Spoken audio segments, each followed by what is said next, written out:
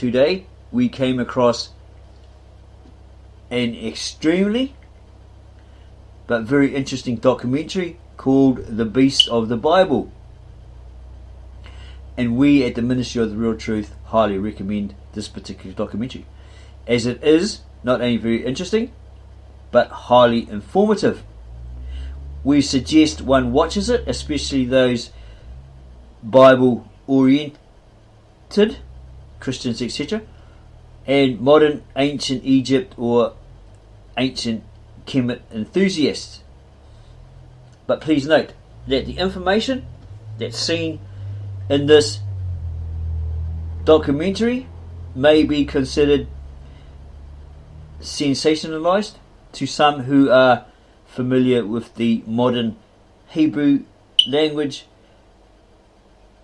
spoken, written, used today. The people in the documentary are referring often to the original ancient, very old Hebrew, be it the Tab Ivri or Avri or Hotep. Also, they refer to the original ancient, very old, classical or Koine Attic or Attica Greek. This is what we've come to realise. The particular segment we are recommending for the Exodus enthusiasts starts at 1990 or 20 minutes into the 1 hour 21 length documentary. And this pertains to God of the Exodus, the book of Exodus, talking to Moses in regard to freeing his people from bondage from Egypt. Aaron as the spokesman for Moses, who wasn't a great orator, maybe he had a stutter, in the book of Exodus. So we'll also utilise the original ancient, very old, sacred scribal old tongue or language of the Old Testament, around about 800 BCE. Exodus, right? The Lishana Articus Cypraea of the original ancient Aramaic, of the original ancient Tab Asheret or Asheri, sister old tongue or language of the original ancient, very old Tab Ivri, Avri or Hebrew, to compare what they state in the documentary that the scriptures are saying or have said. We will also compare all the statements that they made, that the Bible says this, Bible says that, with a modern Christianized, a modern Americanized English Bible version like the NIV, so all can easily grasp and understand exactly what this documentary, these people in the documentary are trying to get across to their viewers, and what we're trying to get across to you.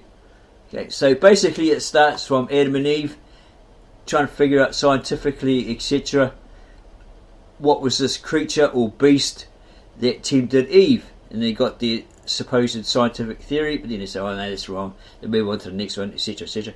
But our main thing is, look at the Exodus, okay, the events of Moses and Aaron and the Egyptians versus the Egyptians, and the beasties that they held, these Egyptians held as gods in those days, and what went on according to the Exodus, the book of the Exodus, and this documentary. So, pondering these pantheons of gods, we remember being taught at a church, maybe Sunday school or whatever, that we used to attend, that Jonah got swallowed by a whale, Moses threw down his rod and it turned into a snake, donkeys talk, all this other sort of stuff, right? So we're wondering, because the ancient Mesopotamians have a windlass icon, right? And we'll do a video on that later, explaining that to you when we can. Okay. Because you also have the Egyptian one, and then you have the one from the Zoroastrianism religion, right? Zoroastrian religion, and so forth. And then someone says, oh, that's all from the Lufthansa Airlines, German Airlines. I was like, guy, it's nothing like that, right? Okay, so yeah, we're pondering on this winged sun disk Egyptian winged sun disk. And here's some information here, but it didn't really give us depth into what we were asking, right? What we wanted answered. Yeah, but there's the information there on that. Winged sun is one of the oldest Egyptian icons and symbols that appeared as early as the Old Kingdom. In the documentary, it might say Middle Kingdom. It's probably the same thing. It is usually a symbol of royalty. There's probably three types of kingdoms, right? There's the old, the middle, and then the new. It is usually a symbol of royalty, divinity, and power, not only in Egypt, but also in the whole Near East, including the countries of Mesopotamia, Persia, and Anatolia. What does it represent? It's all the information there. Okay, so we went to find a picture. Yeah, we thought it was snakes, as it might say in that documentary, but we're looking at it and thinking, well, that doesn't really look like a snake, unless that's a newborn baby snake, right? It looks more like a crocodile, a baby crocodile. And this here, yes, definitely like a snake, the cobra or something like that. But it looks like one is integrating with the other, right? There's two of them that they're holding in high regard. That's what it appears to us, because this is like the back of the cobra, right? When he's about to strike or something like that from the back view, right? And this looks like a baby alligator. But we're not sure, so we have to leave that up to someone who's really efficient in the Kemet religion that can actually verify that, right? But it definitely looks like a crocodile, not a snake, whereas this here definitely looks like that cobra shape, right? I'm not too sure what this is, maybe some sort of shield or something. Okay, we found another one like that, but we also found that in the Ptolemaic, or the era of the Ptolemies, they may have changed it slightly, because there's pictures here that depict it as two snakes. Yeah. Like this one here, it's two snakes. It's very different. Yeah. If you have a look at these, so maybe that's what it is. Here's a Zoroastrian winged disc icon. And then somewhere around here you'd have the ancient Mesopotamian one, which is to do with the triune concept, right? It's been said that it's not a pagan symbol, but if you look at the history of it, the man in the center was actually replaced. Okay, that's what we found when we were doing studies on it. Okay, so we're going to look at. We don't want to. Here's the movie Beasts of the Bible, right? And it says here, by this time the secret is in the rod. Okay. We don't really want to play it, snippets of it, because we might get a copyright strike. You never know, right? So we're going to look at Exodus chapter 1 verse 4 from the original ancient Exodus of the Old Testament, from the Aramaic of the Tab Asher or Asheri, and it's got here Exodus 1, etc. There rose a new king of Egypt who did not know who was Joseph, right? King Joseph, supposed to be a Hebrew, etc. Sold by his brothers to a camel train passing by, etc., etc. Because they're jealous of him, whatever. And he said to his people, this new king over Egypt, look, we'll take note, this nation, the Israelites, down here it has a footnote, 1:9, literal Aramaic idiom, or the way they express it, bring it across, right?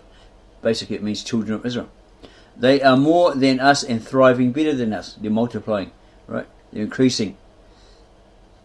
They're doing better than us. Let us, the Egyptians, this is the king talking to his people, take their women as wives. Okay, footnote here. 1:10, literal Aramaic idiomatic construction. Let us have sexual intercourse with them. until there was more of us, yeah, that outbreed these Hebrews, right? Lest not there be war and they join our haters or our enemies. 110.2, literal Aramaic idiom retained, enemies. So that would be possibly the Hittites, etc., that kept trying to attack Egypt, right? And others. That, yes, this is basically so they won't join their enemies and fight against us, ancient Egypt, and wipe us off the land, right? So they can rule. So the Pharaoh or the king appointed evil governors over them in order to enslave them through their professions, and they made them build towns like prison cells. Zoe Hawass says, no, all the slavery stuff, Hebrews building the pyramids is all rubbish, because he had some plans detailing that there was towns built for the workers, and then they had like medical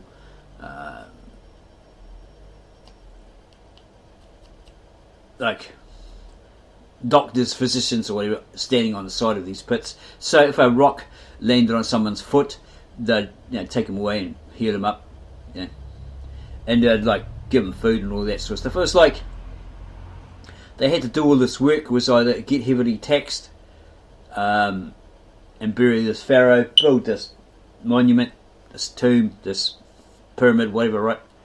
Or else get heavily taxed and etc.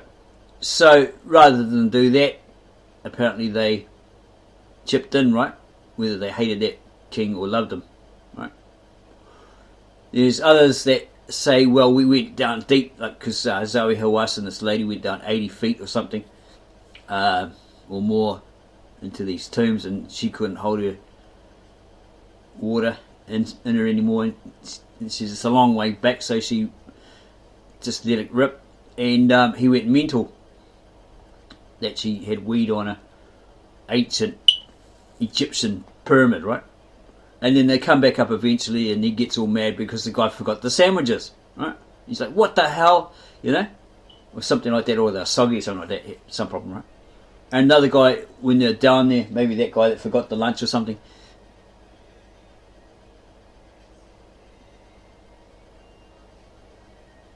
said the aliens made it, or the pyramids, etc.